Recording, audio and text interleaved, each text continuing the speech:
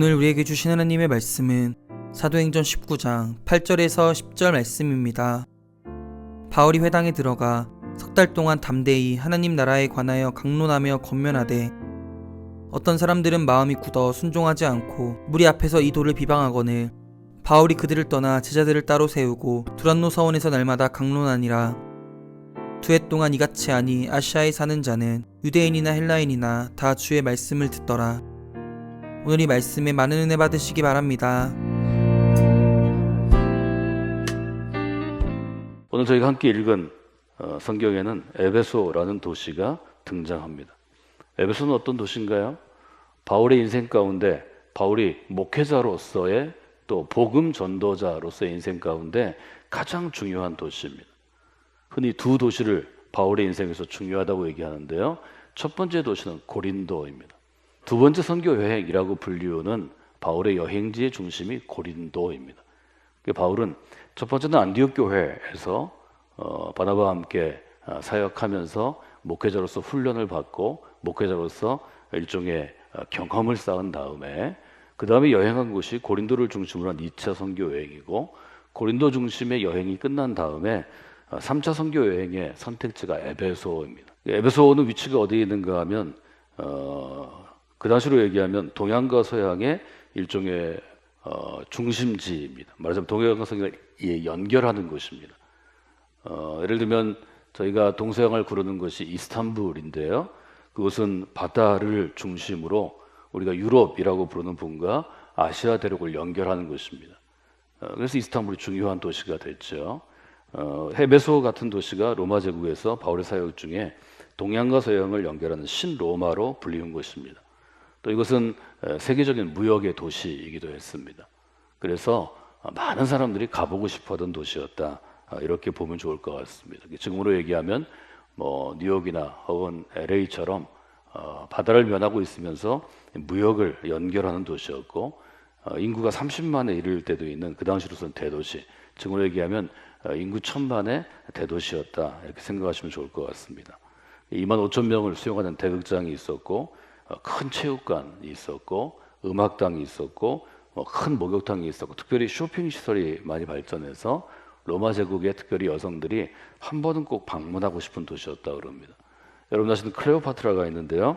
클레오파트라가 정치적으로 로마의 집정관인 안토니우스와 정략 결혼합니다. 안토니우스가 클레오파트라의 환심을 사기 위해서 보석과 화장품을 구입한 일종의 자기 전문 쇼핑몰이 에베소에 있었다. 이런 이야기들을 저희가 이런저런 책에서 볼 수 있습니다. 바울은 로마를 변화시키는데, 로마 제국을 변화시키는데 이 도시가 가장 중요하다고 선택한 것입니다. 바울은 에베소에 가서 사역을 시작합니다. 바울의 인생 가운데서 가장 긴 시간, 횟수로 따지면 우리나라 횟수로 3년에 가까운 시간을 에베소에 소모합니다. 가장 긴 시간이었습니다. 에베소에서 아마 바울의 신학적인 정립, 그가 가지고 있는 목회자로서 신학자로서의 신학과 신앙이 세워지고, 여러분이 아시는 것처럼 자주 다른 사람을 가르치고 또 저처럼 설교하고 강의하면 제가 아는 것들이 더 명확해집니다. 그리고 더 다듬어지고 더 논리적으로 변합니다. 그 일이 에베소에서 이루어졌습니다. 8절은 아주 유명한 구절이죠. 바울이 회당에 들어가, 바울은 어떤 도시에 가든지 첫 번째 전략적인 선교의 중심은 그가 유대인이었기 때문에 먼저 회당에 들어가서 바울의 가르침에 동조하는 사람들, 동의하는 사람들을 만나는 것이었습니다. 바울은 처음에 회당에 들어가죠. 두 번째로는 석 달 동안, 3달 동안 거기에 매일 갔다는 거죠. 뭘 했는가 하면 담대히 강론하고 권면하되, 강론은 자기가 알고 있는 것을 풀어서 말하는 것입니다. 강의하는 것입니다. 권면은 이걸 좀 믿으라고 혹은 이걸 받아들이라고 설득하는 것입니다. 어떻게 했는가 하면 하나님 나라에 관하여 강론하고 권면했다, 이렇게 되어 있습니다. 그러니까 바울이 얘기한 것은 중심이 하나님 나라입니다. 이 점을 분명히 해야 합니다. 교회가 존재하는 목표는 인간의 행복을 위한 것은 아닙니다. 우리나라 같으면 우리나라를 민주화시키는 게 아닙니다. 인간의 행복이나 민주화나 혹은 노인복지를 하는 게 아닙니다. 사회를 봉사하는 것은 그 시대에 그 사람들이 더 복되게 살기 위해서 중요한 것이지만 교회는 그것을 위해 세워진 것은 아닙니다. 교회는 첫째로 하나님 나라를 위해 세워진 것입니다. 바울이 강의한 것도 인간이 어떻게 하면 잘 살 수 있는가, 어떻게 하면 성공할 수 있는가, 어떻게 하면 행복할 수 있는가 하는 자기 개발 강의가 아닙니다. 바울은 철저하게 하나님 나라에 대해서 강론하고 권면했습니다. 그래서 교회는 첫 번째 우선순위가 하나님 나라입니다. 그것은 바울이 예수님의 제자였고 사도였기 때문입니다.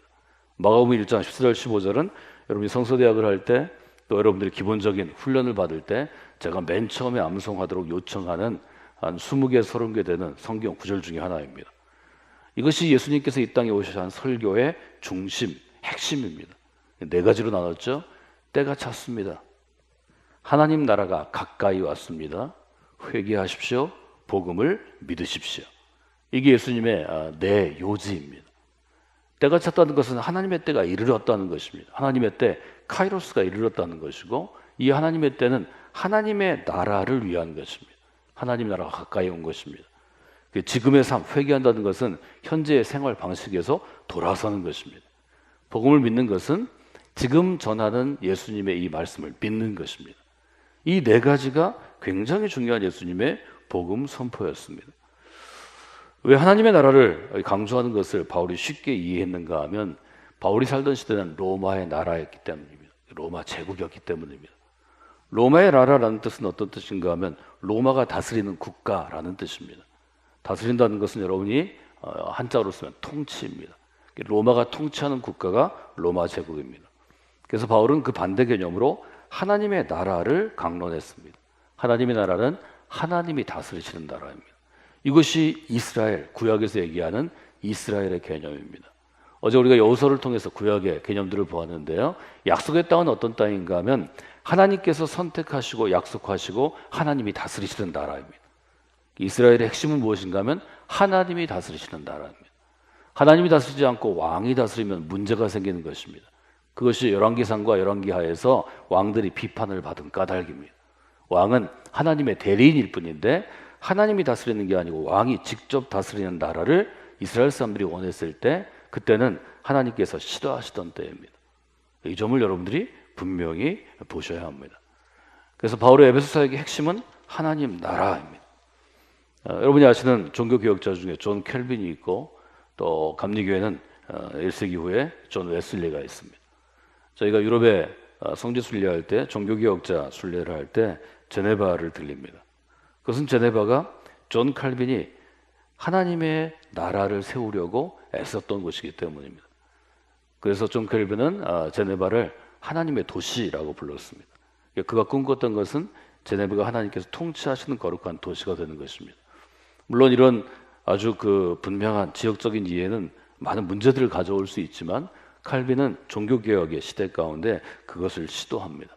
실제로 많은 그리스도인들이 제네바의 정치, 또 문화, 사업에 영향을 미치는 리더들이 되면서 도시에 도박하는 것이 사라지고 사치가 사라지고 방탕이 줄어들고 소외된 사람들이 배려하는 변화가 있었습니다.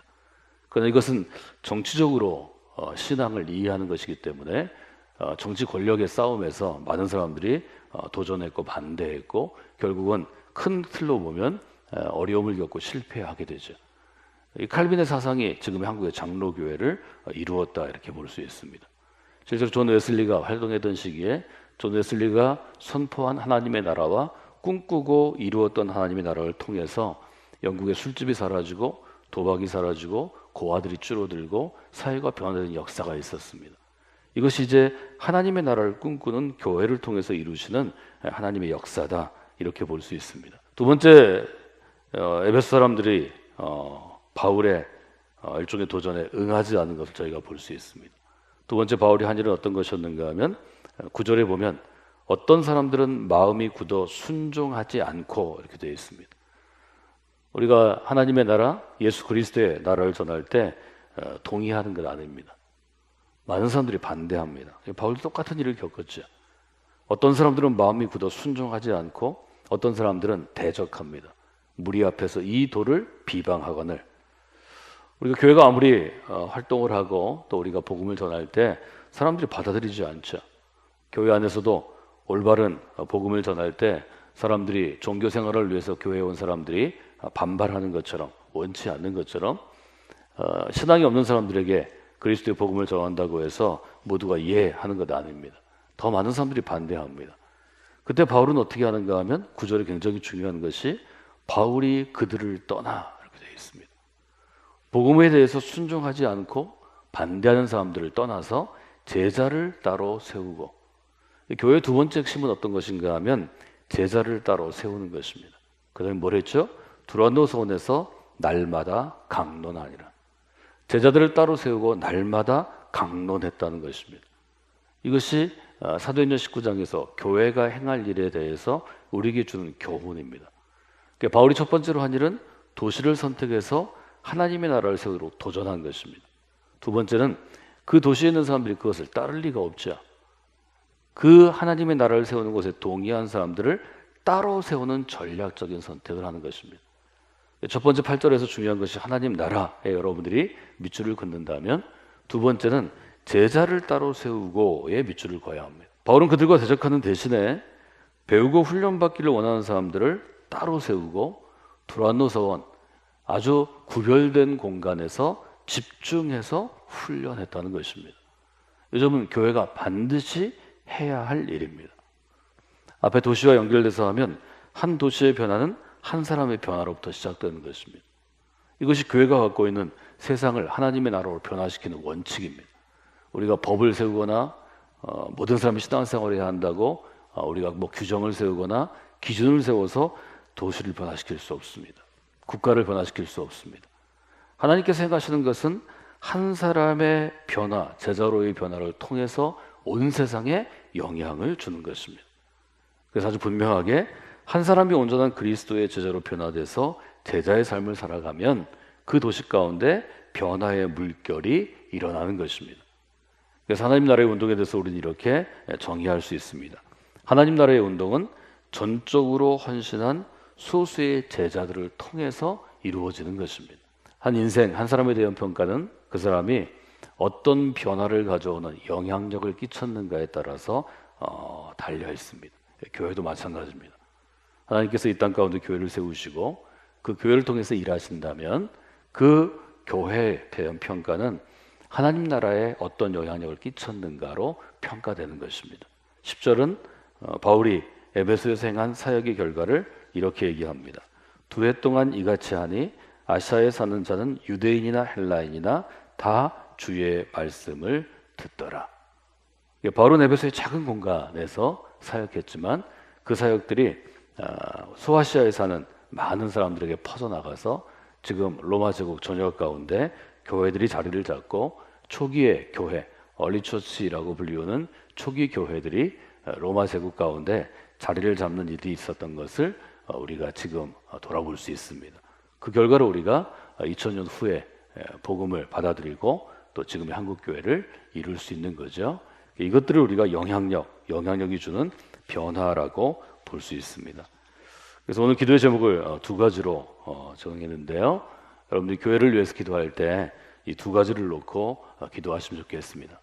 첫 번째는 바울이 교회를 세우면서 또 교회 안에 그리스도인들을 세우면서 행한 교회의 존재 이유, 목적입니다.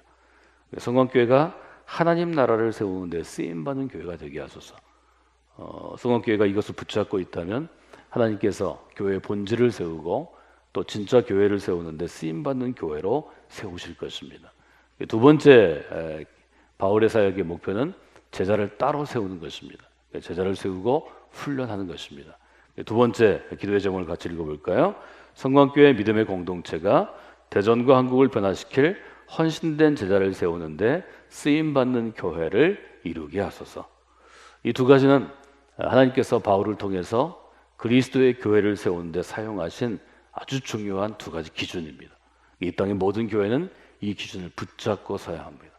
이 기준에서 벗어나면, 이 기준에서 뒤로 물러서면 주님이 세우기를 원하셨던 교회, 즉 그리스도의 설계도에서 벗어나는 것입니다. 이런 교회는 진짜 좋은 영향력을 발휘할 수 없습니다. 그래서 여러분들이 두 가지 기도의 제목을 가지고 하나님께 기도하시는 오늘 하루가 되기를 원합니다.